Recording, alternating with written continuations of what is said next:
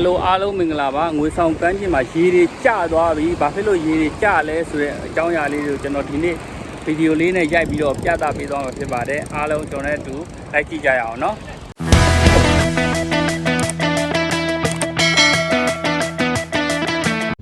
အားလုံးမင်္ဂလာပါအခုမြင်တွေ့နေရတော့ကျွန်တော်ငွေဆောင်ကမ်းခြေရဲ့9လပိုင်း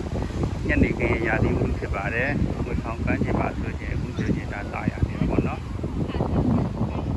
နော်တချို့တွေပေါ့နော်ငွေဆောင်ကမ်းခြေမှာရေတွေအရမ်းကျသွားတယ်လို့ရေခမ်းတဲ့ပုံစံမျိုးကြီးပြောနေပါတော့ဒါကကျွန်တော်ရှင်းပြမယ်ဒီမှာဒါကငွေဆောင်ကမ်းခြေဒါရေဒီအချိန်ကြီးကျတယ်ပေါ့နော်ကျွန်တော်တို့ဒီမိုးရာသီရောက်လာပြီးကျွန်တော်တို့9လပိုင်းလောက်ဆိုလို့ရှိရင်ရေတွေကတက်လာပေါ့နော်အဲ့ချိန်ကျလို့ရှိရင်ကျွန်တော်တို့ရပါမယ်ဟိုးမှတွေ့လားဟိုးရဲ့ပေါင်အဲ့နာစီရေရောက်တယ်အဲ့နာတွေအထီစီတွေကဟိုရောက်သွားတာပေါ့နော်အဲ့နာရောက်သွားတယ်ကျွန်တော်တို့ဒီမှာကမ်းခြေဆင်းလန်းရှိတယ်ဒီမှာဟိုးမှာတွေ့နေရတဲ့ကမ်းခြေဆင်းလန်းအဲ့ကမ်းခြေဆင်းလန်းအဲ့ဒီလှေကားနာအထီရေရောက်တယ်ပေါ့နော်ကျွန်တော်ဟိုးကြလို့ရှိရင်တကယ်တော့တချို့တွေကအထင်နဲ့လျှောက်ပြောရေတွေကျတယ်လျှောက်ပြီးတော့ပေါ့နော်ဟိုထင်အောင်ထင်မှားတွေကိုပြောနေတာလျှောက်ပြောတာပေါ့နော်တကယ်တော့ကျွန်တော်ဒီချိန်ဆိုလို့ရှိရင်ရေရဒီမှာဒီမှာပေါ့နော်ကမ်းခြေဒီကျတယ်ကျွန်တော်တို့မိုးရကြလို့ရှိရင်ရေရဟိုတက်သွားတာပေါ့နော်အဲကျွန်တော်ဒီကနေပြီးတော့အပေါ်လေးကိုလမ်းပြီးတော့လက်ရိုက်ပြဒါဒီကမ်းခြေရနေကျွန်တော်တွေ့ရတဲ့အနေထားပေါ့နော်ဟိုမှာတွေ့ရတာအဲ့ဒါမိုးရရရေရ IT တက်ပါတယ်ပေါ့နော်အခုကျွန်တော်ရောက်ရှိနေတဲ့နေရာကတော့ဒီနေရာကဒါက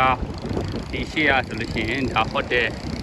ဂျုံပေါ့နော်အရင်တော့ဂျုံ11ဟိုတယ်ဂျုံဒီဟိုတယ်ဂျုံရဲ့ဟိုဘက်နာဆိုလို့ရှိရင်ဒါကစန်နီပါရာဒိုက်ရှိမယ်စန်နီပါရာဒိုက်ရဲ့ဟိုဘက်ဘေးလေးမှာဆိုဟိုဘက်ကိုဆက်သွားရင်ကျွန်တော် Orion ပဲလေးရှိမယ်ဟိုဘက်ကြီးဆက်သွားလို့ရှိရင်အဲ့ဒီမှာ POB ဟိုတယ်ရှိမယ်ပေါ့နော်တောင်ကရုံးလို့ပါတော့ဓာတ်ပုံရိုက်လို့အကျန်းခတဲ့နေအလေးရှိမယ်ပေါ့နော်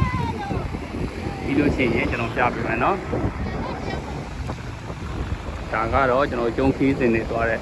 ဘုတ်တွေပေါ့နော်ဒါညှင့်နေကင်းရောက်လို့ရှိရင်ကျွန်တော်ဒီဘုတ်တွေကိုဒီပေါ်ဆွဲတင်ထားတယ်ပေါ့နော်နံပါတ်ကျရင်ဘုတ်တွေပြန်ချတယ်ပေါ့ဒါ9လပိုင်းရဲ့ရာသီဥတုတွေဒီရအောင်ပြန်လိုက်ရန်တယ်တော့ပတ်လို့ကောင်းပါတယ်ဥပမာဆိုလို့ရှိရင်လည်းခီးသွားဧည့်သည်တွေအများကြီးပဲပေါ့နော်ကျွန်တော်ပြပေးမယ်ပြီးတော့ဧည့်သည်တွေဒါလာရောက်ပန်းပြည်ပေါ့နော်ဟိုဘက်မှာဆိုလို့ရှိရင်အခုကျွန်တော်မြင်တွေ့နေရတဲ့အခုဟိုဘက်မှာဆိုဒါစင်တာပွိုင်းဟိုတယ်ရှိမယ် The Village Hotel ရှိမယ်အဲ့ဒီကနေဟိုဘက်ကိုလေးနည်းနည်းဆက်သွားကျွန်တော်ဟိုတယ် Ascala ရှိမယ်ဟိုဘက်မှာအထင်ကရဟိုတယ်ရှိမယ်Grand ငွေဆောင်ရှိမယ်ဟိုတယ်တွေအများကြီးပေါ့နော်ဟိုးမှာကျွန်တော် plan တွေ့နေရတာကကြတော့ကျွန်တော်တို့ချစ်သူများကျွန်းပေါ့နော်အရန်ဓာတ်ပုံရိုက်လို့လည်းအရန်လှတယ်ကျွန်တော်အခုလိုရေကျနေတယ်ဆိုချစ်သူများကျွန်းကိုလမ်းလျှောက်ပြီးတော့သွားလို့ရချစ်သူများကျွန်းရဲ့ဟိုဘက်မှာဆိုလို့ရှိရင်ဘာရှိမလဲဆိုတော့ကျွန်တော်တို့